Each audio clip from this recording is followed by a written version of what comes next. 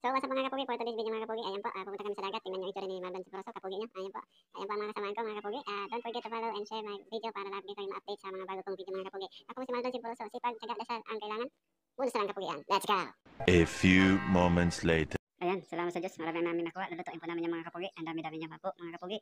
Tara, lutuin na natin mga kapugi. Ayan po, so kumukulo na po mga kapugi. Nilagay po na po namin yung isda mga kapugi. Fresh na fresh from the dagat mga kapugi. Ayan po, ang dami-dami. Mas madami pa yung isda kaysa sa tubig. Ayan po mga kapugi, ninalagay ng talbos ng kamote. Ang sarap-sarap talaga.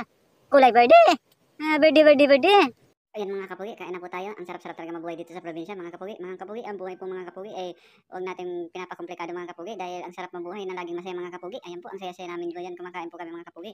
Maraming salamat po sa mga nanonood mga kapugi. Kung papakomplikado natin ang ating buhay mga kapugi, hindi tayo magiging masaya. Maiksi lang po ang buhay mga kapugi. Kailangan maging masaya tayo mga kapugi. Ayan o, sa simpleng bagay, kailangan bigyan natin ng halaga yan. Ayan po, tingnan nyo ang saya-saya po namin dito. Napakasimple na ng buhay. Ayan po mga kapugi Huwag nating isipin ng mga problema. Maging masaya lang tayo araw-araw.